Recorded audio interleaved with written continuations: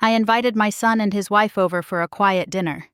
I served their favorite meal, poured their favorite wine, and quietly turned on the music they thought I could no longer hear. I watched their greedy glances dance across my paintings, listened as they hinted about simplifying my assets, and when they pushed a folder across the table for me to sign, I smiled. "Let's enjoy dessert first," I said. They had no idea the real feast that night was watching their masks slowly crumble. My name is Margaret Ellison, and after years of silence, I finally took back my life. I used to believe that silence was peaceful, that it was gentle like the quiet hum of the morning breeze or the soft lull of waves along the Maine coastline. But when you've lived inside silence for over a decade, you learn it isn't peaceful at all. It's loud in ways no one can understand. It presses against your chest. It crawls up your throat. It fills the hollow spaces inside you until every heartbeat feels like a scream no one can hear. My name is Margaret Ellison, and at 68 years old I had grown used to that suffocating quiet. My home, an old colonial house nestled in Portland, Maine, had once been the center of life. Laughter used to echo through these walls. Music would drift from my piano room down to the waterfront. My late husband Walter filled the halls with his deep, hearty chuckles, and my son Gavin used to run up the grand staircase with muddy boots and a guilty smile. Now the house stood as a relic of memories I could no longer hear and in many ways no longer feel. I had built my life around my family, particularly around Gavin. After Walter passed away from a heart attack nearly 15 years ago, I poured every ounce of my energy, my resources, and my love into raising our only child, and I made sacrifices without hesitation.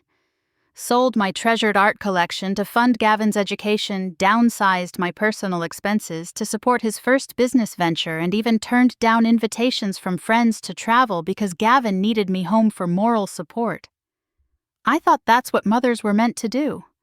Sacrifice without asking, give without expecting. And for a while it felt worth it. He graduated top of his class, married a bright, ambitious young woman named Madeline, and they seemed happy. Or at least I convinced myself they were. 11 years ago, everything changed. A car accident stole my hearing. A collision on a rainy afternoon just 2 blocks away from this very house left me in a hospital bed with fractured ribs and silence where the world used to be.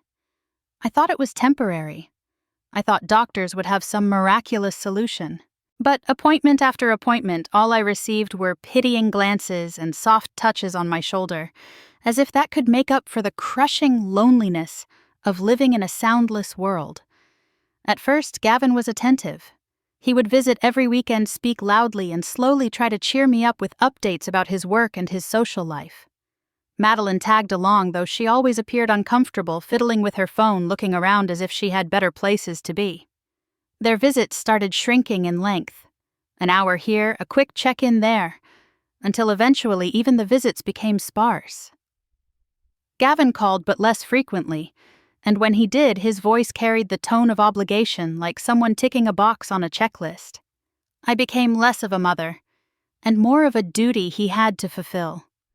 My world shrank to the confines of this house, the creaking floors under my feet, the sun-drenched windows overlooking the water, and the company of Clara Moreno, my housekeeper. But Clara was more than that. She was the only human connection I had left. A woman of quiet strength, she filled the silence with kindness. She didn't pity me, she included me. She learned the basics of sign language just to communicate better with me. She made sure I ate properly, that I didn't forget to enjoy the little things like the smell of fresh bread or the warmth of a clean linen sheet. Sometimes we sat together in the kitchen sipping tea, and though words didn't pass between us, there was comfort in the companionship. She was the only person who made me feel seen. Madeline, on the other hand, never bothered to hide her disinterest. Over the years, I caught the side glances, the impatient tapping of her designer nails on the marble countertops, the way her eyes lingered just a bit too long on the expensive fixtures and family heirlooms around the house. If she spoke to me, it was through Gavin, or through overly simplified gestures like I was not just deaf, but also incapable of understanding basic human interaction. It stung, but I smiled. I always smiled. I learned to master the art of lip reading, though Gavin never seemed to notice. He kept talking as though I understood nothing, and Madeline rarely addressed me directly at all. I nodded, I pretended, because pretending was easier than confronting the truth, that I was invisible in the very life I built for them. The worst part wasn't the silence, though. It was the slow realization that I didn't matter to them. Not really. Gavin's visits were predictable, always coming around tax season or before a major expense. A new car, a property investment, a pricey holiday. He smiled, made small talk, and left just as quickly as he came. Calls came only when something was needed. The messages became shorter, void of warmth. "Hope you're doing well, Mom. Just checking in. Always just checking in. Never, 'How are you really feeling, or can we come by for dinner?' No, I became an errand on their to-do list, an afterthought. In these long, quiet days, I wandered through the empty halls of my home. I used to play the grand piano in the music room every afternoon, letting the melodies fill the house with life. But since the accident, I hadn't touched it. What use was music when I couldn't hear it? The keys gathered dust, just like my sense of belonging. The paintings Walter and I collected, the books we read aloud to each other by the fireplace, the records we danced to on Friday evenings, all of it became echoes of a past I could no longer access. Sometimes, in the dead of night, I sat in the study tracing the edges of old photographs. A young Gavin grinning proudly at his high school graduation, Walter holding me close on a beach trip to Bar Harbor, Clara laughing in the kitchen as I attempted to bake bread from scratch. I held those memories like fragile glass, terrified they'd slip away completely. I didn't ask for much. I didn't expect weekly visits or daily phone calls. I just wanted to matter, to feel like I was more than the person who signed checks and passed on inheritance. But the silence made everything clearer. People reveal themselves when they think you can't hear them, when they believe you can't understand. And I'd spent the last 11 years becoming invisible to the very people I loved the most. But life has a strange way of offering second chances when you least expect it. And mine came on a rainy Tuesday morning, delivered in a crisp white envelope from the Boston Institute of Neural Science. That envelope would become the crack in the walls that boxed me in the beginning of a quiet storm I never saw coming. And for the first time in years, I felt something stirring inside me. Not just hope, but purpose. A chance to reclaim my life, my dignity, and maybe, just maybe, to finally hear the truth. The letter arrived on a Wednesday morning, tucked neatly between a property tax notice and a promotional flyer for a cruise I would never take. The envelope was thick, the kind that made your heart skip a beat because you just knew it held something that could change your life. I sat by the kitchen window watching rain slide in slow rivulets down the glass, listening to the familiar emptiness that had settled into my home for years. Clara had already brewed my tea. Her movements calm and deliberate, and I held the letter in my hand without opening it for several long minutes. It came from the Boston Institute of Neural Science. I recognized the logo immediately, having seen it before in the materials my doctor had given me months ago. I knew what this was before I even slit open the seal. My fingers trembled slightly. Not from fear, but from a complicated cocktail of hope and hesitation. My eyes traced every word as I read through the invitation. I had been accepted into a clinical trial for a revolutionary neural implant that could potentially restore my hearing. The room around me stayed quiet, but inside a storm was brewing. I folded the letter and placed it gently on the table, taking a few deep breaths to still the swirling emotions. Clara noticed the shift in my expression as she refilled my cup. Her brown eyes, always warm and attentive, narrowed with curiosity before she asked softly, "Something important?" "Señora?" I passed the letter to her. She read it carefully, her expression shifting from confusion to surprise, and then to joy. She covered her mouth with both hands before looking at me, tears glistening in her eyes. Her voice trembled when she finally spoke. "This is a blessing," she whispered. "You must tell Gavin right away. but I shook my head slowly, an unmistakable firmness anchoring my response. Clara's smile faltered, replaced by confusion. She set the letter back on the table, her fingers brushing against mine. "Why wouldn't you tell your son? He will be happy for you. No child could hear this and not be overjoyed." I reached for my notepad, the one I kept close for these kinds of conversations. My pen moved swiftly across the paper, because I need to hear the truth first. Clara looked at me, puzzled. I tapped my chest gently, then gestured around the house. She understood my signs well enough to follow the general meaning. I didn't want Gavin to start pretending. I didn't want him to suddenly become the doting son, because he knew I could hear again. I needed to know who he really was, to see the person he had become after all these years of me being locked away in silence. "Please," I wrote again, "help me keep this to ourselves just for now." Clara's shoulders sagged slightly as she processed my words, but after a long moment she nodded. Her hands wrapped around mine and her voice was steady when she promised, "Your secret is safe with me." The rest of the day passed in a strange haze of anticipation and reflection. I walked through the house, trailing my fingers along the walls that had witnessed my isolation.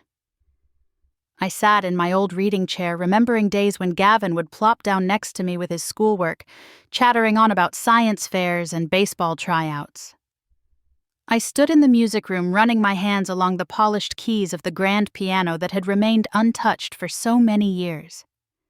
The thought of hearing those notes again made my throat tighten with unexpected emotion, but more than anything, it was the idea of hearing words again that unsettled me the most. I had grown used to the muffled world, to the soft blur of people's lips, moving to the hollow understanding that came from reading facial expressions rather than tones. I wondered how much I had missed. How much cruelty had been disguised behind smiles. How many dismissive tones had slipped under the radar because I couldn't hear them. I had to know. Not because I wanted revenge, but because I craved honesty. The world of silence had made me invisible, but this surgery could give me a chance to listen without them knowing. To see my son for who he was, not who I hoped he would be. Later that evening, I sat with Clara in the sunroom. The rain had softened into a gentle drizzle, and the scent of earth and wet leaves drifted through the cracked window. I wrote to Clara again. I don't want my heart to be fooled by polite words or false concern. Gavin treats me like a fragile old woman, someone to be managed and monitored, but not loved. Clara's eyes turned sad, but she didn't argue. She understood far better than most the way families could hurt the ones who raised them. She had seen it firsthand in her own life and in mine. She squeezed my hand and nodded. "Sometimes it's the silence that reveals the loudest truths," she said softly. That night, I sat at my desk, the letter unfolded before me. My pen hovered over the consent form for several minutes. I was afraid, not of the surgery, not of the medical risks, but of what I might learn. What if Gavin was worse than I thought? What if the son I had sacrificed everything for had become someone I no longer recognized? What if the only reason he called me was to keep tabs on his future inheritance, but I pressed the pen down and signed my name with a steady hand? There was no turning back. My world had been wrapped in lies and silence for too long. It was time to peel back the layers, to hear the conversations meant to be hidden, to see beyond the rehearsed smiles. As I sealed the documents and prepared them for mailing, I felt an odd sense of liberation. For years I had been confined to the shadows of my own life, trapped by the absence of sound. Now I was choosing to stay silent a little longer. Not because I had no choice, but because it was the most powerful thing I could do. Clara helped me prepare everything. She drove me to the post office, standing beside me as I slid the envelope into the mail slot. Her presence was steady, her loyalty unwavering. She asked no more questions, just supported me in this decision. That night, as we sat in the kitchen with mugs of warm tea, I caught Clara wiping away tears when she thought I wasn't looking. I wrote one last note to her before going to bed. Soon we will see who truly cares, not just who says they do. Lying in bed, the house creaked and shifted around me like it always had. But something felt different. There was a quiet resolve inside me now. For the first time in years, the silence didn't feel oppressive. It felt like armor, like a tool I could wield to uncover the truth. And as the rain continued its gentle patter outside, I closed my eyes and whispered to myself, unheard but full of conviction, "Let them reveal themselves. I will be listening."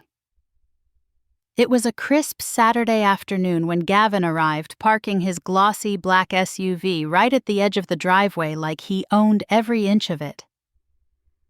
I sat by the window pretending to be absorbed in a crossword puzzle, though my heart was already bracing for the encounter. He stepped out of the car dressed in an expensive coat, hair slicked back in his signature corporate style. Madeline followed closely behind, balancing a designer tote on one arm, tapping furiously at her phone with the other. From the moment they crossed the threshold, their energy seeped into the walls of my house, and I felt the shift like a ripple across my skin.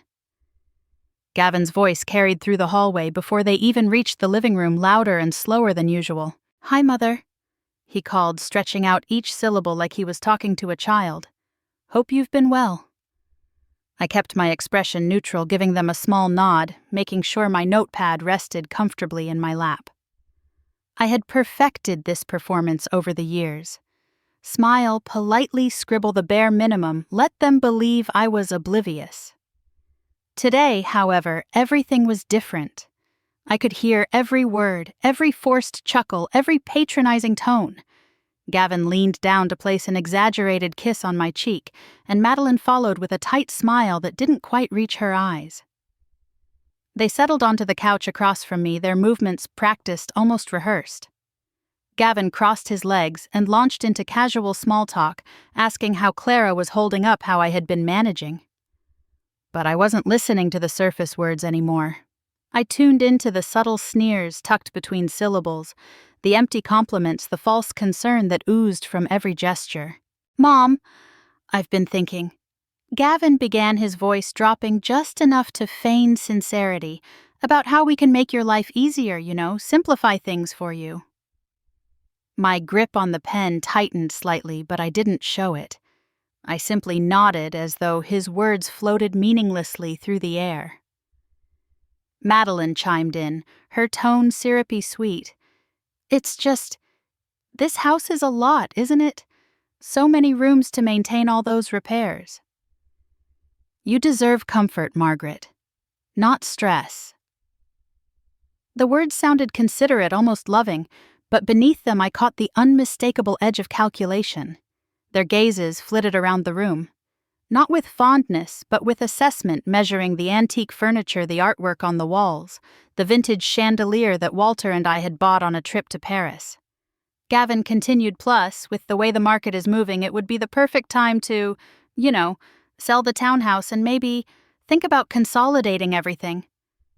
There it was, the hidden agenda. I could almost see the dollar signs flashing in his eyes. I scribbled on my pad, pretending to be confused. "Why would I sell? I like it here." Gavin leaned forward, voice dipping into mock sympathy. "Of course you do, Mom. But you have to think long-term. Property taxes are going up, upkeep isn't cheap, and, well, you don't really get to enjoy it like you used to." Madeline nodded eagerly. "Exactly. Maybe something smaller closer to us. We could visit more often, make sure you're taken care of properly." I bit down on the inside of my cheek, stifling the laugh threatening to escape. They didn't even notice the irony in their words. They barely visited, as it was only popping in when there was some tax benefit or business excuse to do so.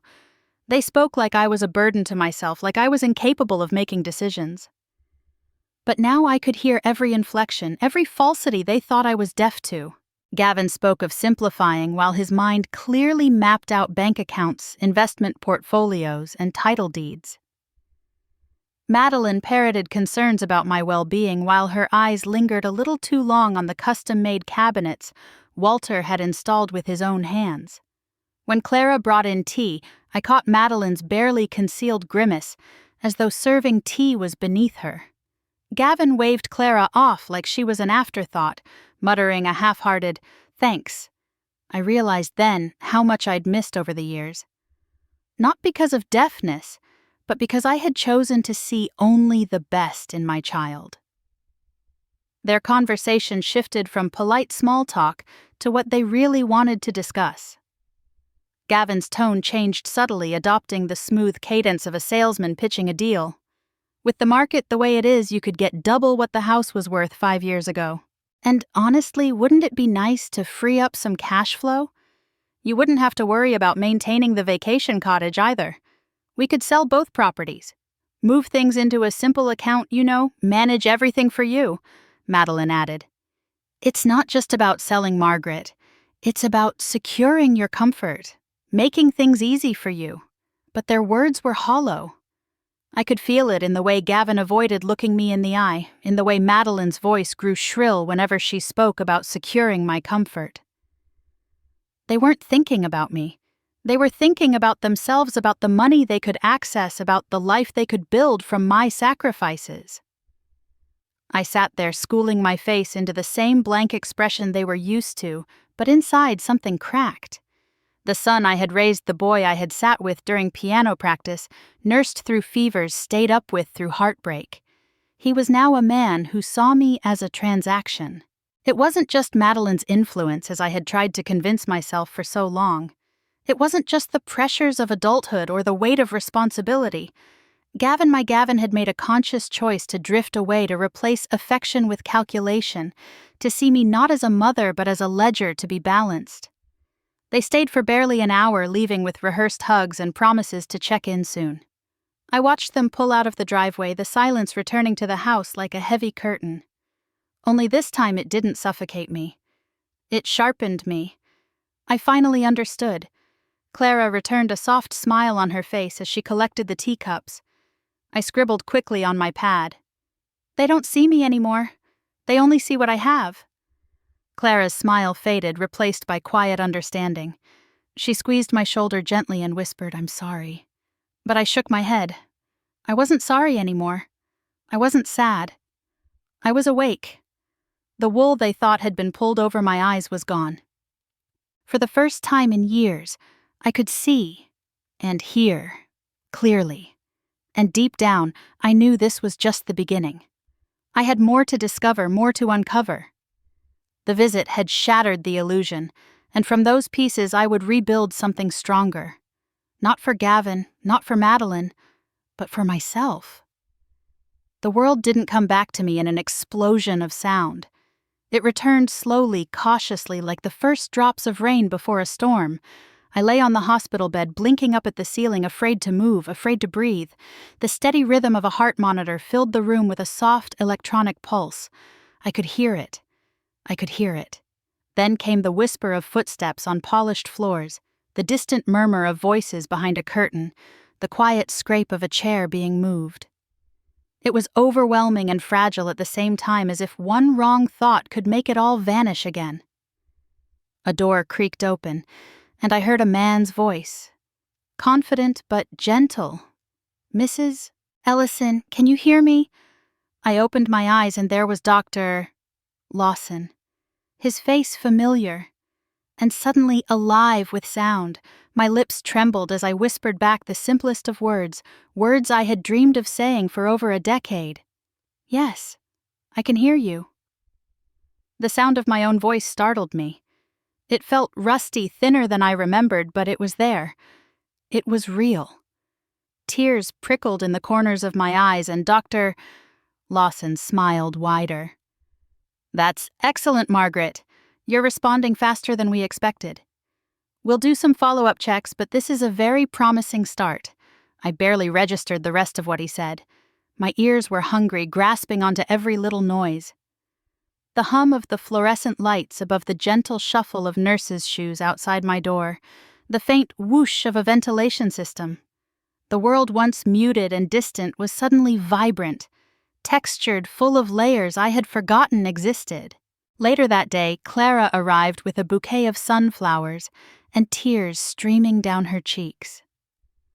When I whispered, I can hear her sobs grew louder, her hands flying to her mouth in shock and joy. She wrapped her arms around me, and I heard her heart beating against my shoulder. For the first time in years, we didn't need a notepad or gestures. We had words, full sentences, and the comfort of shared sound. Yet in the middle of this miracle, a part of me remained cold and alert. This gift, this new ability, came with a purpose. I hadn't told Gavin or Madeline. I wasn't ready to. I needed to listen, to hear the things they never wanted me to know. I needed to see them without their masks. Within 3 days, I was discharged. Dr. Lawson gave strict instructions about resting, avoiding loud environments, and slowly adapting to sound. I nodded politely, knowing my real challenge wasn't outside. It was back at home in my own living room, in the quiet corners where trust had already started to rot.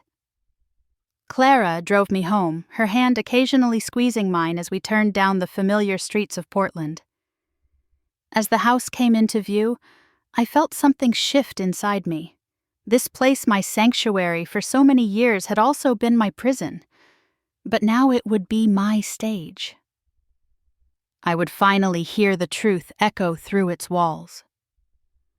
On my first evening home, I sat quietly in the study, the door ajar, my hearing device adjusted just enough to capture sound without drawing attention.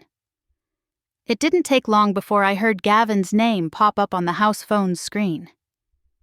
Clara brought me the cordless handset, and I pressed the speaker button, letting it rest on the desk without saying a word. "Hey, Clara?" Gavin's voice rang through the room, casual and transactional. "How's my mother holding up?" "Any updates on her condition?" Clara's voice, steady and calm, responded with polite detachment. "Mrs. Ellison is resting. She's following doctor's orders." Good, Gavin continued. "I just wanted to check in. And remind you, if there's any mail from the bank, just leave it unopened. I'll handle it during the next visit."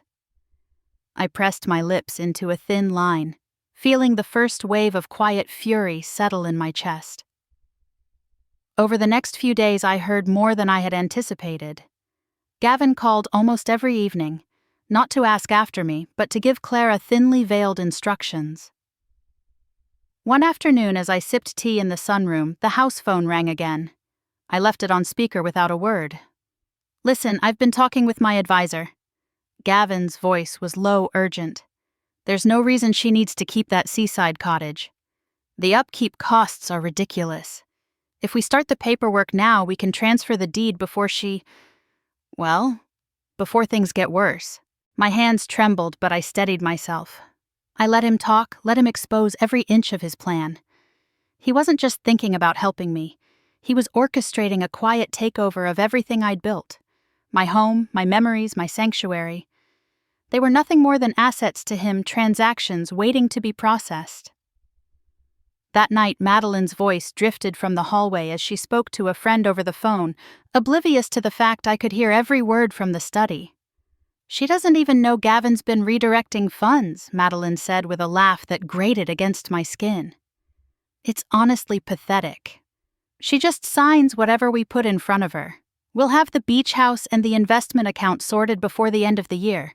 Her words cut deeper than any silence ever could. It wasn't just indifference.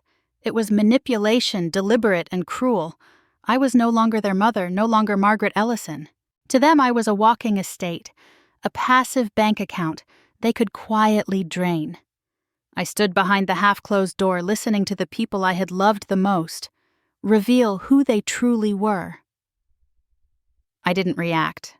I didn't march into the hallway or scream or cry. Instead, I sat back down at my desk, opened a new journal, and began to write. I made lists. Every date, Gavin called every comment Madeline made every time they mentioned my properties or my finances. I recorded it all, building a picture I couldn't deny, creating a ledger of betrayal that no kind smile or empty hug could erase. When Clara found me that evening, I was staring out the window, the moonlight casting a pale glow over the garden. She asked if I was okay, and I whispered, "I'm better than okay. For the first time in years, I can see and hear everything." She stood beside me, waiting for instructions, but I wasn't ready to act. Not yet. I need to be sure I told her quietly. I need to hear all of it. Not just hints, not just pieces. I want to see how far they're willing to go. Clara nodded. You'll know when it's time. And I would... Because silence had made me weak, but sound had made me powerful again. I was no longer trapped. I was listening. And soon they would hear me too. The following week I made a quiet call from the privacy of my study, my fingers steady as I dialed the number of a man I hadn't spoken to in years. Henry Caldwell, my late husband's trusted lawyer. I hadn't wanted to involve him before believing there was no need.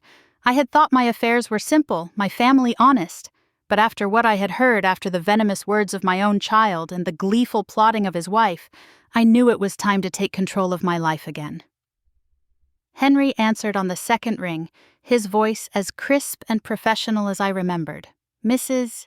Ellison, he greeted me, and just hearing my full name spoken with such quiet respect stirred something deep within me.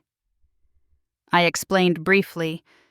There was no need for drama, only facts. I requested a full audit of every account, every asset, every property.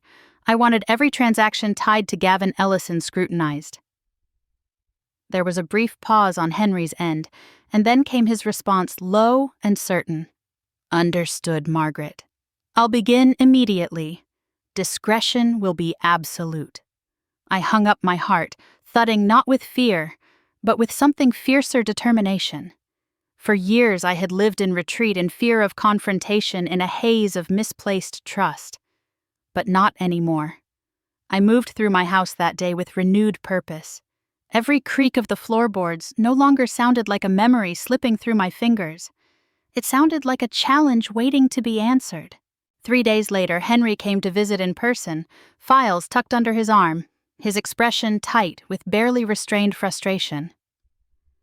We sat together in the sitting room, Clara nearby with tea and a notebook, her observant eyes taking in everything. Henry unfolded sheets of printed statements, highlighting areas where funds had been redirected properties, mortgaged without my knowledge, and investments liquidated under the guise of family trusts. Your son Henry said careful to remain factual has been transferring assets incrementally over the past 2 years. Most of the transfers were disguised as maintenance costs and investment restructuring. But when traced, the funds landed in holding companies registered in his name. I listened without flinching, every detail confirming what my heart had already accepted. This wasn't a one-time mistake or a desperate decision. It was a carefully orchestrated theft from a mother who had loved too blindly. I want it undone, I said firmly. Reversed, revoked. Whatever it takes. And I want to ensure nothing like this can happen again. Henry's lips curled into a grim smile. We can reclaim what's left and safeguard the rest. I recommend establishing irrevocable trusts, designating an outside trustee, and creating legal barriers that not even your family can manipulate. And the will I asked? Henry opened a fresh file, pulling out a draft of a new will. We can structure it however you wish. Full control remains with you while you're alive. Upon your passing, we can direct the assets to organizations, causes, or individuals you choose. I leaned back, inhaling deeply, letting the moment settle into my bones. Years of sacrifices had built this legacy, not so my child could squander it on frivolous luxuries, but to mean something greater. My music, I whispered, and Henry looked up. I want the house transformed into a scholarship residence after I'm gone. A sanctuary for underprivileged students to learn to have access to instruments lessons and peace. Henry made notes, swiftly nodding in approval. We'll set up the Margaret Ellison Foundation for music education. The property, the endowment, it will live on in your name, serving a purpose aligned with your heart. And Clara, I added firmly, glancing at the woman who had stood by me without wavering, who had cared for me when my own family discarded me like a faded photograph. She will have her own home, her own security, and a permanent role in overseeing the foundation should she choose to stay. Clara's hand trembled slightly where it rested on her lap, and I saw her eyes glisten with unshed tears. She opened her mouth to speak, but I raised my hand gently. You've earned it, Clara, every bit of it. Henry finalized the details, taking down every instruction. When the meeting ended, He promised to have everything formalized within the month, with legal safeguards in place to prevent interference from Gavin or anyone else. As he left, he shook my hand firmly and said, "It's not every day I see a woman reclaim her power like this. You should be proud." When the door closed behind him, I sat in the quiet for a while, letting the weight of it all settle, but it wasn't the same oppressive quiet of before. This was a silence that hummed with strength, with clarity. I was no longer a prisoner in my own life. I had moved from victim to architect of my future. In the days that followed, I found my steps lighter. I walked through the garden and noticed the bloom of fresh lavender along the stone path. I stood at the window overlooking the bay, watching the boats rock gently in the harbor, and felt peace stirring within me. Gavin called once during that week, his tone brisk, rehearsed. He rambled about market conditions, about how he was just thinking about my best interests, about how he and Madeline had found a financial advisor who could simplify everything. I listened, nodded at the appropriate moments, feigned confusion when he mentioned documents that needed my signature. When I hung up, I smiled, not out of bitterness, but out of triumph. He had no idea his game was over before it even began. Clara joined me later in the music room, where I had finally allowed myself to sit at the piano again. My fingers traced the keys, the familiar coolness beneath my fingertips, awakening something forgotten. I pressed down, letting a single note ring out. It was off-key, hesitant, but it was mine. My house, my life, my voice. They were mine again. I turned to Clara, who was wiping down shelves nearby, and asked quietly, "Do you hear that?" She smiled, understanding the deeper meaning behind my words. "Yes, Senora. I hear it. It wasn't just the music. It was freedom. It was purpose. It was the sound of a woman no longer afraid to stand alone. For the first time in a long, long time, I wasn't afraid of solitude. I was embracing it. I was building something enduring, something that wouldn't die with me but would blossom long after. The world had thought it silenced me. My own son had tried to reduce me to a signature on a check. But they forgot one thing: I wasn't just a mother. I was Margaret Ellison. And Margaret Ellison had just begun to fight back. The following week, I made a quiet call from the privacy of my study, my fingers steady as I dialed the number of a man I hadn't spoken to in years. Henry Caldwell, my late husband's trusted lawyer. I hadn't wanted to involve him before, believing there was no need. I had thought my affairs were simple, my family honest. But after what I had heard, after the venomous words of my own child and the gleeful plotting of his wife, I knew it was time to take control of my life again. Henry answered on the second ring, his voice as crisp and professional as I remembered. "Mrs. Ellison." He greeted me, and just hearing my full name spoken with such quiet respect stirred something deep within me. I explained briefly. There was no need for drama, only facts. I requested a full audit of every account, every asset, every property. I wanted every transaction tied to Gavin Ellison scrutinized. There was a brief pause on Henry's end, and then came his response, low and certain. "Understood, Margaret. I'll begin immediately. Discretion will be absolute." I hung up my heart, thudding not with fear, but with something fiercer: determination. For years I had lived in retreat, in fear of confrontation, in a haze of misplaced trust. But not anymore. I moved through my house that day with renewed purpose. Every creak of the floorboards no longer sounded like a memory slipping through my fingers. It sounded like a challenge, waiting to be answered. 3 days later, Henry came to visit in person, files tucked under his arm, his expression tight with barely restrained frustration.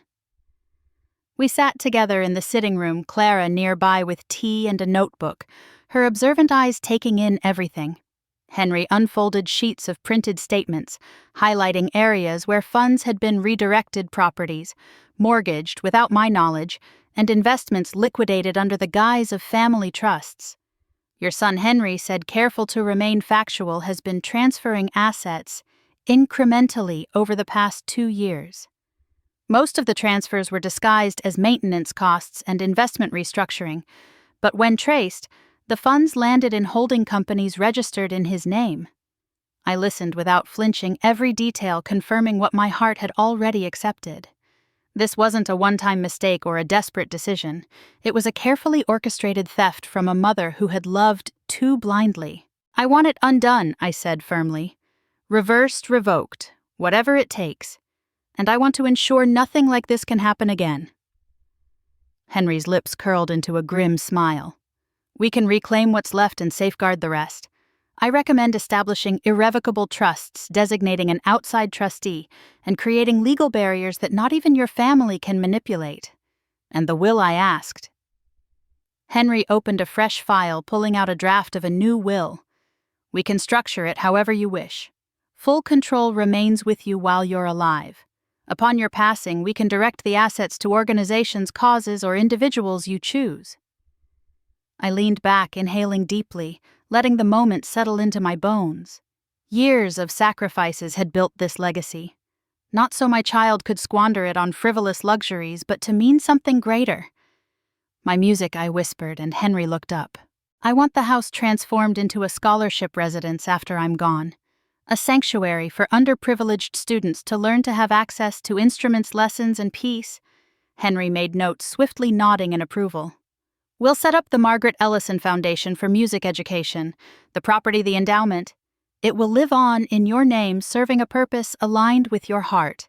And Clara, I added firmly, glancing at the woman who had stood by me without wavering, who had cared for me when my own family discarded me like a faded photograph. She will have her own home, her own security, and a permanent role in overseeing the foundation should she choose to stay. Clara's hand trembled slightly where it rested on her lap, and I saw her eyes glisten with unshed tears. She opened her mouth to speak, but I raised my hand gently. You've earned it, Clara, every bit of it. Henry finalized the details, taking down every instruction. When the meeting ended, he promised to have everything formalized within the month, with legal safeguards in place to prevent interference from Gavin or anyone else. As he left, he shook my hand firmly and said, It's not every day I see a woman reclaim her power like this. You should be proud. When the door closed behind him, I sat in the quiet for a while, letting the weight of it all settle. But it wasn't the same oppressive quiet of before. This was a silence that hummed with strength, with clarity. I was no longer a prisoner in my own life. I had moved from victim to architect of my future. In the days that followed, I found my steps lighter. I walked through the garden and noticed the bloom of fresh lavender along the stone path. I stood at the window overlooking the bay, watching the boats rock gently in the harbor, and felt peace stirring within me. Gavin called once during that week, his tone brisk, rehearsed. He rambled about market conditions, about how he was just thinking about my best interests, about how he and Madeline had found a financial advisor who could simplify everything. I listened, nodded at the appropriate moments, feigned confusion when he mentioned documents that needed my signature. When I hung up, I smiled. Not out of bitterness, but out of triumph. He had no idea his game was over before it even began. Clara joined me later in the music room, where I had finally allowed myself to sit at the piano again. My fingers traced the keys, the familiar coolness beneath my fingertips, awakening something forgotten. I pressed down, letting a single note ring out. It was off-key, hesitant, but it was mine, my house, my life, my voice. They were mine again. I turned to Clara, who was wiping down shelves nearby, and asked quietly, "Do you hear that?" She smiled, understanding the deeper meaning behind my words. "Yes, Senora, I hear it. It wasn't just the music. It was freedom. It was purpose. It was the sound of a woman no longer afraid to stand alone." For the first time in a long, long time, I wasn't afraid of solitude. I was embracing it. I was building something enduring, something that wouldn't die with me but would blossom long after. The world had thought it silenced me. My own son had tried to reduce me to a signature on a check. But they forgot one thing: I wasn't just a mother. I was Margaret Ellison. And Margaret Ellison had just begun to fight back. The invitation was sent with the kind of care that made it impossible to refuse. A handwritten note from me delivered to Gavin's office, inviting him and Madeline to join me for a quiet Saturday dinner. I wrote it in the same elegant script I'd used on holiday cards and birthday invitations for decades, knowing full well that Gavin wouldn't dare decline a dinner invitation when it was so rare these days. I wanted them comfortable, unguarded, believing that the world hadn't changed, that I was still their silent, predictable mother who couldn't hear the intentions laced beneath their polite smiles. Saturday arrived with clear skies and a crisp wind rolling in from the coast. Clara and I spent the morning preparing the house. Every room was cleaned until it gleamed. The dining table was dressed in white linen and polished silverware, and the chandelier above the table was lit to a soft golden hue. I picked out a Bordeaux from the cellar, one of Walter's favorites, knowing Gavin couldn't resist a good bottle of aged red. I even instructed Clara to make Gavin's favorite, roast duck with rosemary potatoes, and a rich flourless chocolate cake for dessert. But the most deliberate touch was in the music room. For the first time in years, I turned on the antique record player Walter had installed for me decades ago. Soft classical music drifted through the halls, familiar cello pieces that used to echo throughout the house when I practiced daily. The same music Gavin grew up with, the music that connected me to a life before silence. I adjusted the volume just enough to fill the space without overwhelming it. I wanted to see their reactions. I wanted to see if they noticed. The doorbell rang precisely at 6:30, punctual as always. Gavin stepped inside first, a practiced grin spreading across his face, followed closely by Madeline in a sleek, overpriced dress and sky-high heels. Her lips stretched into something resembling a smile, but her eyes had the sharp glint of expectation. Mother, Gavin said with exaggerated warmth, bending down to kiss my cheek. "You look wonderful." Madeline followed suit, her kiss landing on the air beside my cheek, rather than on my skin. "The house looks lovely." "Margaret," she chimed in, her voice dripping with artificial sweetness. "Just like always." I smiled, nodded, and gestured for them to follow me into the living room where Clara served hors d'oeuvres and poured them each a glass of wine. Gavin's eyes swept across the room, lingering too long on the oil paintings Walter and I had collected, on the antique vase from Vienna, on the ornate clock that once belonged to my grandmother. His gaze wasn't warm. It was calculating, assessing.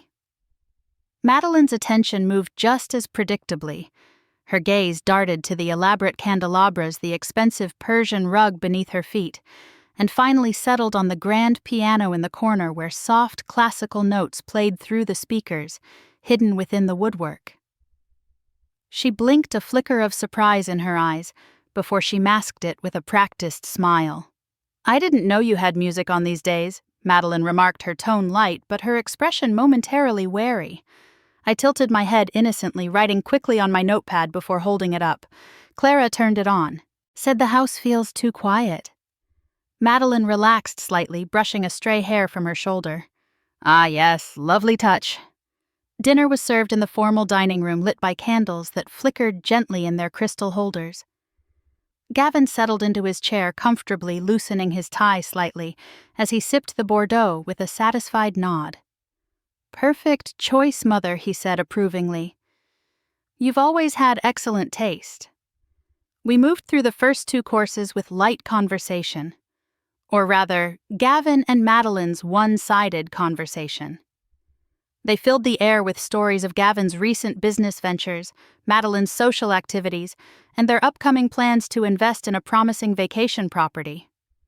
I smiled politely, letting the words wash over me like waves against a rock. My responses were measured brief notes scribbled on paper to maintain the illusion that I couldn't hear the offhanded remarks, the occasional condescension in their tone. As Clara cleared the second course, Gavin leaned forward, resting his elbows on the table in a way I used to scold him for as a child. "Mother, he began slipping into that careful, almost patronizing tone Madeline and I have been talking about your comfort, about making things easier for you. Madeline's smile tightened her hands, wrapping elegantly around her wineglass. Yes, Margaret, we've just been thinking how much easier life could be for you if you didn't have to worry about maintaining everything. Gavin reached into his leather briefcase, pulling out a thick folder, his fingers drumming casually against its cover. We took the liberty of drafting up a few documents, he said smoothly. Nothing complicated, just simplifying things.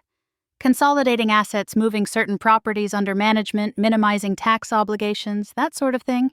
I took a long sip of my wine, meeting Gavin's gaze with a serene expression, then scribbled on my notepad, holding it up between us. Let's enjoy dessert first. Madeline's smile twitched and Gavin forced a laugh. Of course. No rush, just thought we'd get a head start on some of the practicalities while we're all here. Clara returned moments later with the chocolate cake, its rich scent filling the room. She served each slice with a dollop of fresh cream, moving silently but observantly around the table. I watched Gavin's fingers twitch toward the folder again, his impatience seeping through his polished exterior.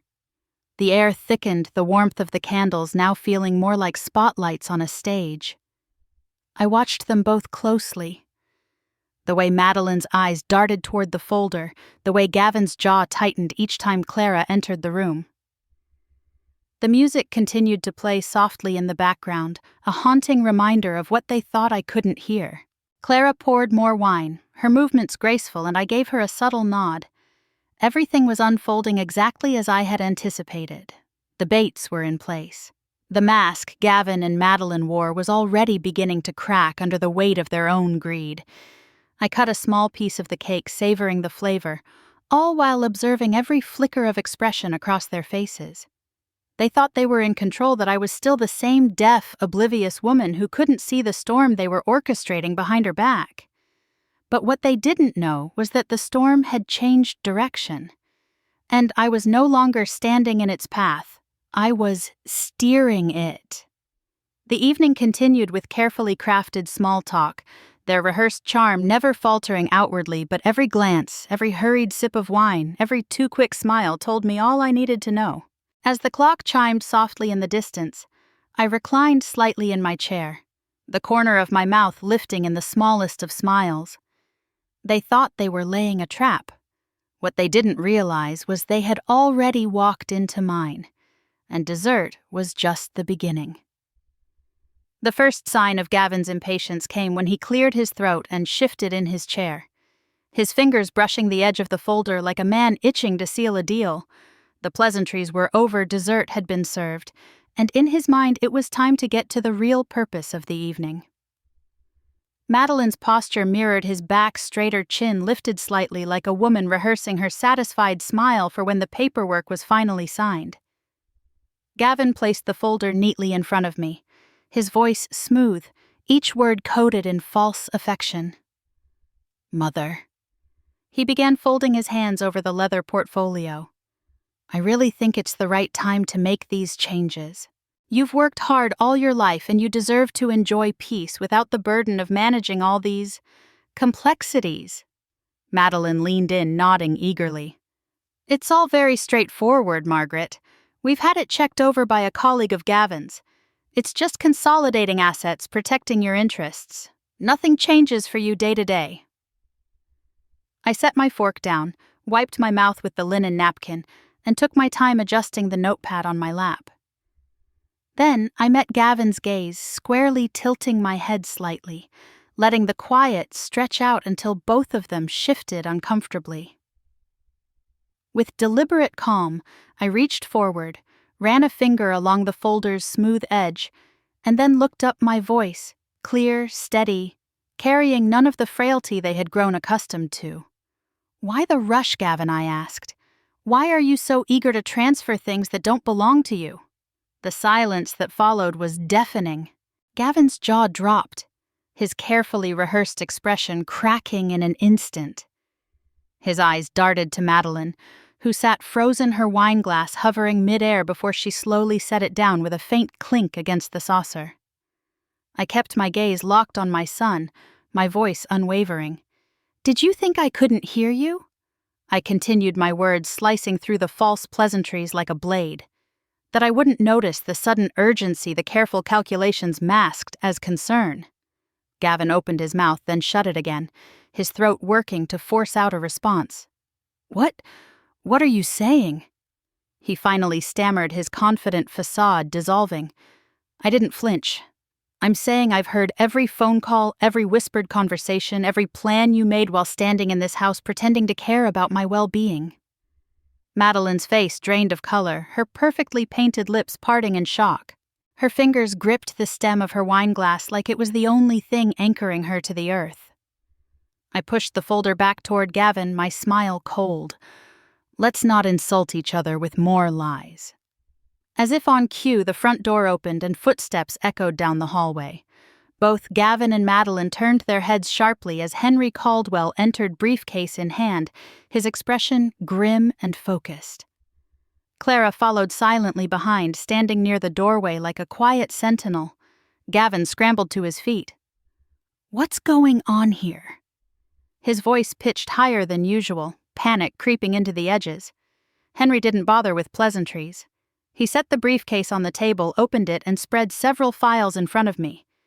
"Mrs. Ellison, here are the full audit reports you requested, along with the documented, unauthorized transactions conducted by Gavin Ellison over the past 24 months. Gavin's face turned a shade paler, his hands balling into fists by his sides. This is absurd," he spluttered. "You went through my accounts?" Henry remained impassive. "Through your transactions tied to your mother's estate, yes. What we found was extensive incremental siphoning of funds disguised as maintenance expenses, the liquidation of stock portfolios without consent, and the unauthorized use of holding accounts linked back to shell corporations you established." Madeline's chair scraped back, her knuckles white against the table edge. You must be mistaken. We were trying to help." I held up a hand, silencing her. My voice was quiet, but carried the full weight of the years I had spent being underestimated. "Help," I echoed. "Helping yourselves to what didn't belong to you. Mocking me behind closed doors. Discussing the best timing to sell my home before things got worse for me." Madeline looked away, shame burning across her features. Gavin, however, wasn't ready to surrender. You can't just cut me off," he said, his voice cracking under the strain. "I'm your son." I leaned forward, my tone sharp as crystal. "Exactly. You are my son, which makes this even more pathetic. You weren't cut off by me, Gavin. You did this to yourself." His breathing was ragged now, his hands shaking. "You don't understand. I had debts. Don't insult me further." I interrupted, my words cold enough to freeze the air around us. "You didn't come to me for help. You stole. You lied. You took advantage of the fact you thought I was too weak, too deaf, too old to notice." Henry closed one file and opened another, sliding a freshly drafted document toward me. "This," he said clearly, "is your new will, Mrs. Ellison. Gavin Ellison has been removed from all control positions, all financial access. The majority of your estate will be transferred to the Margaret Ellison Foundation for Music Education, as per your instructions. The properties will be converted into spaces for learning and community support, and a portion will ensure lifetime care for your loyal aide, Clara Moreno." Madeline gasped, her perfectly manicured fingers trembling. Gavin's shoulders slumped, his bravado leaking out of him with every word spoken. I signed the document with a steady hand, the pen gliding across the paper with a finality that felt both heavy and freeing. When I finished, I met my son's broken gaze one last time. "I raised you to be better than this," I said softly. "But you made your choices. You chose greed over family, deception over honesty, and now you live with the consequences." Henry collected the documents, packing them away neatly. Gavin didn't speak. He stood rigid, his mouth opening and closing like he couldn't find the right words. Take your papers, I said, nodding toward the folder he had brought. You won't need them here. Madeline stood abruptly, her chair toppling behind her with a loud thud. Clara stepped forward, opening the door without a word. The gesture was simple, but the meaning was clear. Gavin's eyes glossed over a mix of anger and sorrow swirling in their depths. He didn't argue further. He knew it was over. He grabbed the useless folder from the table and turned to leave his movements wooden, defeated. Madeline followed her steps, shaky, her head bowed. The door closed behind them with a quiet click, the sound final and liberating. Henry remained standing until I nodded, dismissing him with a polite, "Thank you."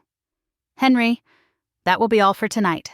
Clara brought me a fresh cup of tea, her eyes warm with something akin to pride. I took a sip, letting the rich, comforting taste settle on my tongue. The house was quiet again, but it wasn't the oppressive, lonely silence of before. It was a calm, quiet one that spoke of reclaimed dignity, of long-overdue justice. I sat there for a long moment, letting it all wash over me. The betrayal, the confrontation, and now the closure. I had lost the illusion of family, but in its place I had regained something far more valuable, myself. And for the first time in many, many years, I felt free. I didn't expect Gavin to return. Not after that night.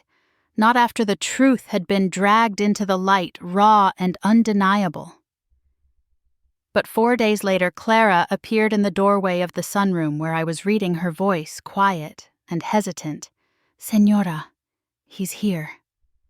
I lowered my book slowly, my heart steady, my mind sharp. "Let him in," I said simply. Gavin entered the room like a man walking through the remnants of his own life. His usual swagger was gone. His shoulders slumped, his eyes hollowed out by sleepless nights, his jaw unshaven. The crisp, tailored suits were replaced by a simple sweater and jeans. He looked smaller somehow, like the weight of his choices had finally settled on his back. I didn't offer tea or pleasantries. I didn't ask if he was well because we both knew the answer. Instead, I gestured to the chair across from me and waited. Gavin sat down slowly, the silence stretching long enough for him to squirm under its weight. Then I spoke, my voice calm but firm. "I'm not interested in hearing apologies," I said, watching him flinch slightly. "What I need to understand is this. Why Gavin? Why did you become this man?" He swallowed hard, his fingers twisting in his lap, and for a brief moment I saw a flash of the boy. I had raised the boy who used to climb into my lap after nightmares, who begged me to stay longer after bedtime stories. It wasn't supposed to be like this. He began, his voice rough. It started small, a little here, a little there. At first it was to help with expenses, student loans, then the down payment on our first house, then it was vacations, business ventures, and then it just kept going. I said nothing, letting him unravel. His head dropped forward, voice cracking. "Every time I saw you in this big house, sitting in comfort with everything so perfect around you, I hated it. I told myself you didn't need it, that you had enough, more than enough, and that maybe I deserved some of it too." My throat tightened, but I kept my voice even. "Is that what you told yourself when you lied to my face, when you funneled my savings through fake invoices, when you joked about me being a silent burden while you planned your next purchase?" His shoulders trembled, his breath shaky. "I was drowning, Mom. I was so used to chasing more success, more status, more approval, and every time I failed it was like a reminder that I wasn't enough." Madeline didn't help. She pushed expected, and I let it get to me. I closed my eyes briefly, my heart torn between sorrow and bitter clarity. Then, I had raised a son to reach for the stars, but somewhere along the way I had failed to teach him where to draw the line between ambition and entitlement. When I opened my eyes again, Gavin was watching me, desperation swimming in his gaze. You could press charges, you could ruin me completely, take away my license, my reputation, everything."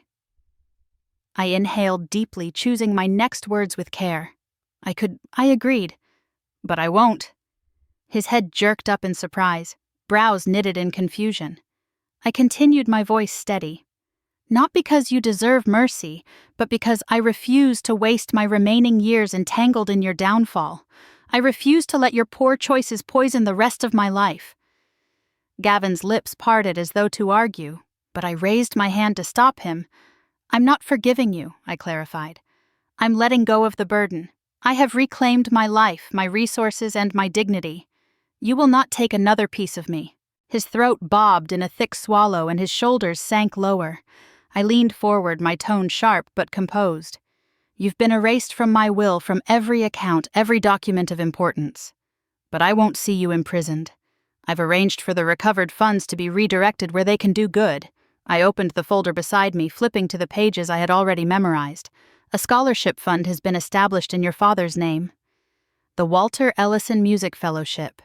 It will provide full tuition, instruments, and living expenses for underprivileged children who wish to study music.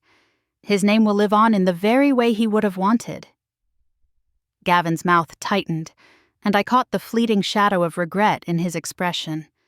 Additionally, I continued, a portion of the estate has been donated to the Portland School of Arts to renovate their music wing and provide community programs for those who would otherwise never have access to the world of music. Tears threatened to prick my eyes, but I blinked them back.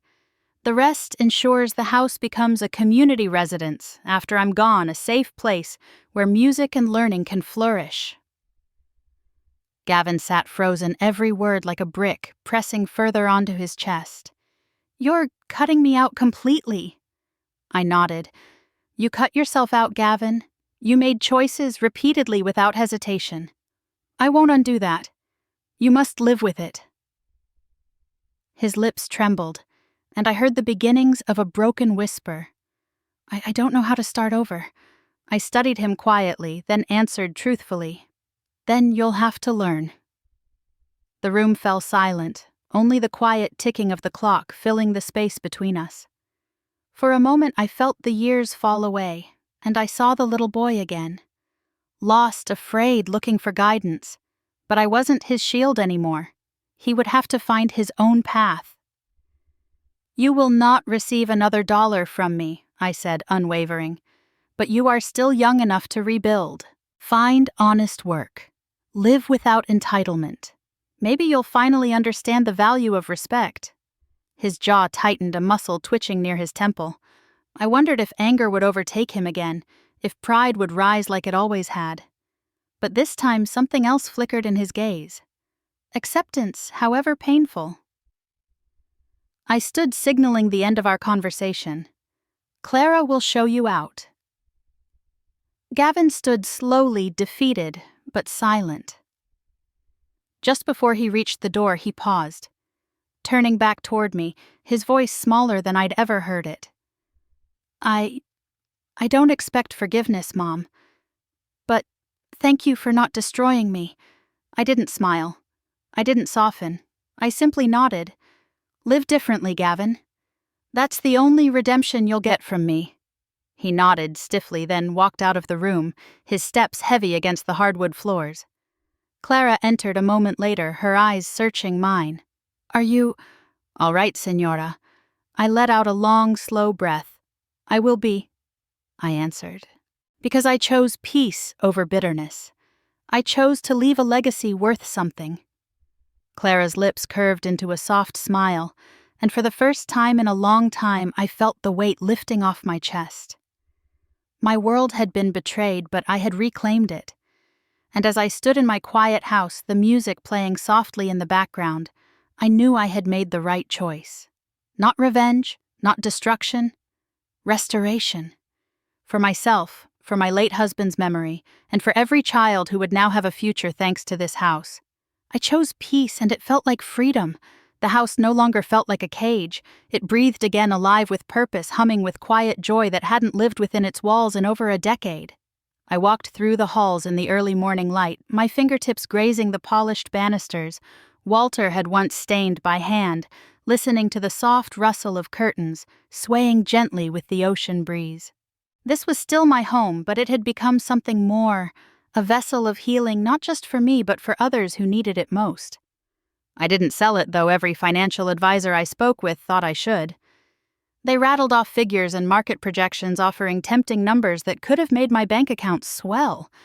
But I'd learned the hard way that wealth without meaning is just weight you carry until it drowns you. I didn't want more money. I wanted more life, more music, more laughter. I wanted this home to be a lighthouse for others, the kind of safe haven I had been starved for in my hardest years. The living room was cleared of its old stuffy formalities. The heavy drapes were replaced with airy white linens that let the sunlight dance freely through the glass. The grand piano remained, of course, but it now sat alongside shelves of instruments I had commissioned: violins, cellos, guitars, and even a line of flutes for little hands eager to learn. The floors, once scuffed by neglect, gleamed with fresh polish, and the walls bore bright canvases painted by local children.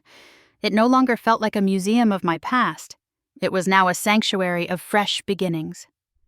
The transformation wasn't mine alone. Clara, with her steady presence and quiet brilliance, had become the soul of this new chapter. I asked her if she'd stay, not as a housekeeper, but as the director of the community music program. Her eyes glistened with emotion when I asked, and for the first time, I saw her smile fully, without reservation. She embraced the role as though she had been born for it. We converted the East Wing into practice rooms. The library transformed into a reading nook where children could explore books about composers' history and distant lands they'd never seen. The back patio, once a lonely place where I sat staring into nothingness, became a gathering spot for outdoor recitals and weekend storytelling sessions. Even the old garden, which had been a tangled mess of weeds and forgotten plants, now bloomed vibrantly with Clara's touch. The flowers were alive in ways I hadn't allowed myself to be for too long. Afternoons became my favorite time of day. Every evening I sat by the music room window, sipping my tea, listening to the faint sound of young fingers learning their first notes of melodies, slowly taking shape. Sometimes the rhythm was clumsy and the notes cracked with inexperience, but it was music nonetheless. Pure, honest, and alive. I returned to the piano, too.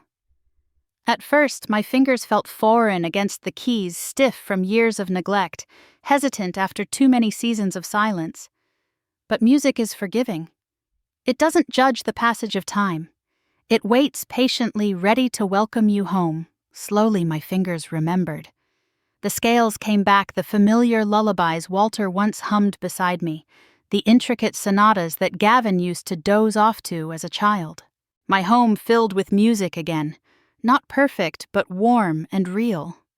There were children who came every day, their eyes wide with wonder, their little bodies fidgeting with excitement.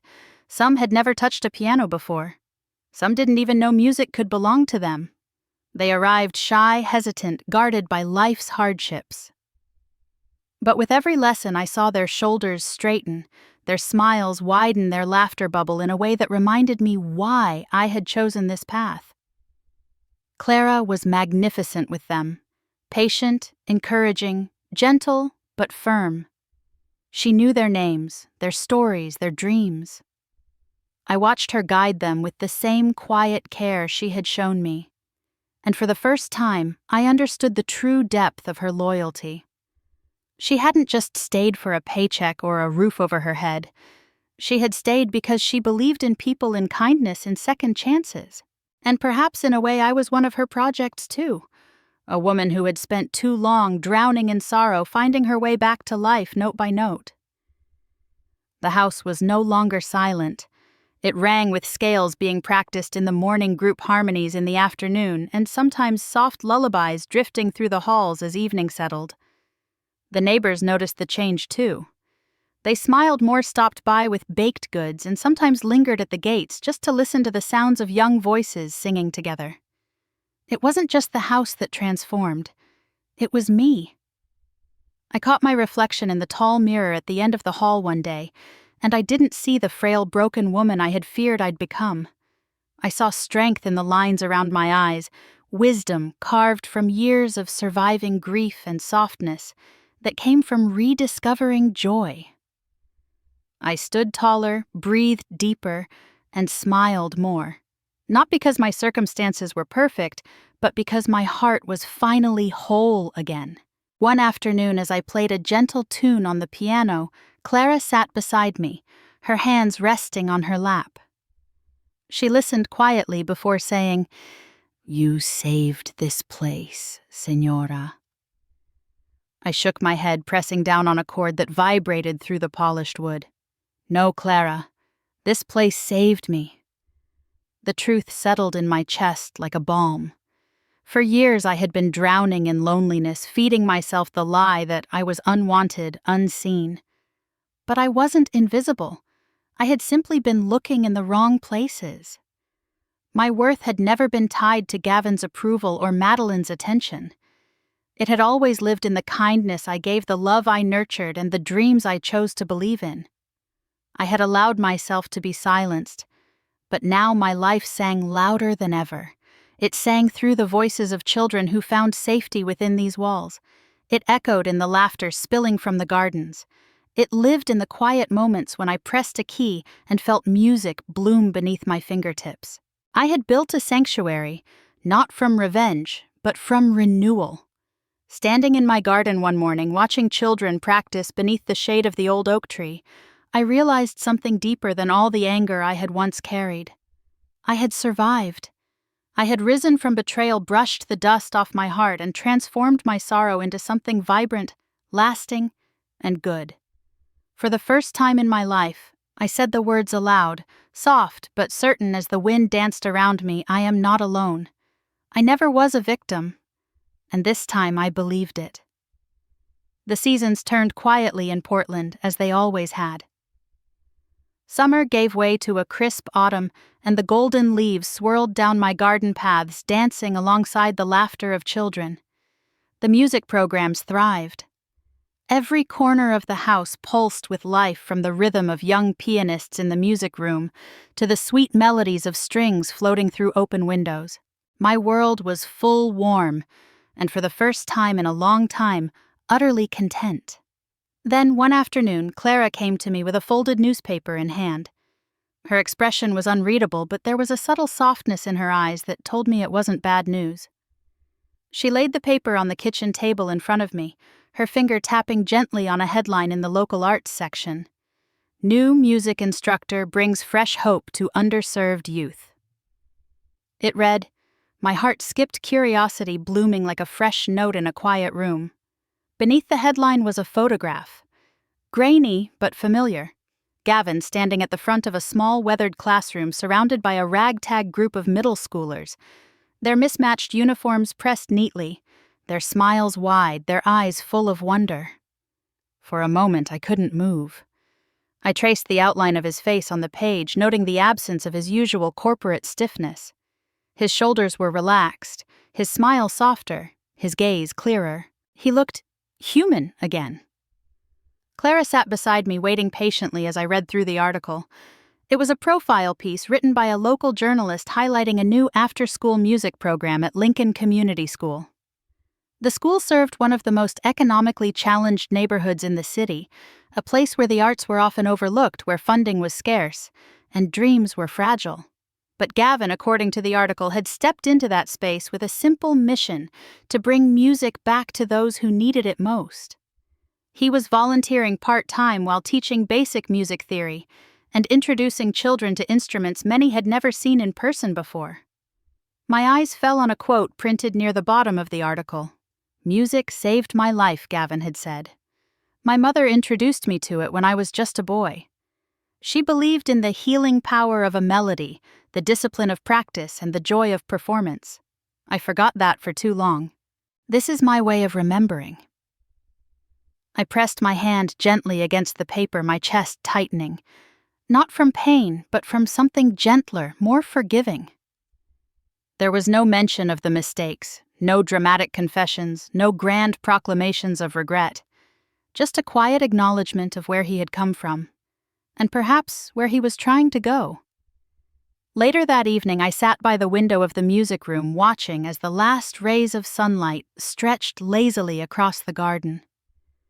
My fingers hovered above the keys of the grand piano, the same instrument that had comforted me through years of silence, through heartbreak, through betrayal, and finally through redemption. I didn't imagine reunions. I didn't picture Gavin walking through the door, arms open, apologies pouring from his lips. Life wasn't built on movie scenes or fairy tale conclusions. Some wounds left scars, some relationships remained distant, but I no longer ached for resolution in the way I once had. I didn't need his return to feel whole. I didn't need an apology to feel peace. Instead, I smiled softly to myself, understanding that letting go had been my greatest victory. Setting boundaries, reclaiming my worth, and choosing to build something beautiful from my pain. That had been my quiet triumph. I pressed down on the first key, the note, rich and full, echoing through the softly lit room. Then another, then a chord, and suddenly the room filled with the familiar strains of an old piece Walter used to love, one I hadn't dared to play in years. My fingers moved with surprising grace, muscle memory guiding them effortlessly through the rises and falls of the melody. The house listened with me, its walls holding every note, every vibration. I played without hesitation, without fear, letting the music spill from my soul in a way it hadn't in a long, long time. I didn't think about Gavin in that moment. Not as the son who betrayed me, nor as the man trying to redeem himself. I thought of him as the little boy who once fell asleep in my lap while I played, who hummed along to lullabies, who smiled wide when he mastered his first piano piece. I thought of the good memories, the honest ones, the moments that deserved to be cherished. When the last note lingered in the air, I allowed my hands to rest gently on the keys, my gaze lifting to the window where the stars had begun to prick the navy sky. I felt no bitterness, no regret. Only quiet gratitude that life had given me the strength to reclaim my story, to choose love where there could have been hatred, to choose legacy where there could have been vengeance. Clara joined me moments later, placing a gentle hand on my shoulder. We didn't speak. There was no need. She knew. From somewhere in the distance, I could hear the faint echoes of children's laughter, their youthful voices carrying through the neighborhood like tiny musical notes on the wind. The house was alive not because of possessions or wealth, but because it had been filled with purpose again. My life had been stitched back together, not perfectly but beautifully, layered with forgiveness, laced with healing, and drenched in music. I closed my eyes, letting the quiet wrap around me, not like a cage, but like a comforting embrace. I had lost much. I had been betrayed. I had stood in the depths of silence, forgotten by the very person I had given everything to. And yet, I was whole. I was free. And as my fingers danced across the keys once more, I smiled. Not with sadness, but with peace. My eyes shimmered, not from sorrow, but from quiet, unwavering fulfillment. No, there was no fairy tale ending. There was something better. There was dignity, there was purpose. And finally, there was peace. If this story touched your heart, I hope it reminded you that sometimes strength comes from walking away from choosing peace over revenge, and from building a life that honors your worth. Have you ever experienced a moment when silence revealed people's true colors, or a time when you chose quiet dignity instead of confrontation? We'd love to hear your thoughts in the comments below, and if you enjoy meaningful stories about resilience, family, and reclaiming your voice, don't forget to like this video, subscribe to our channel, and turn on the notification bell so you never miss the next story that might speak directly to your heart.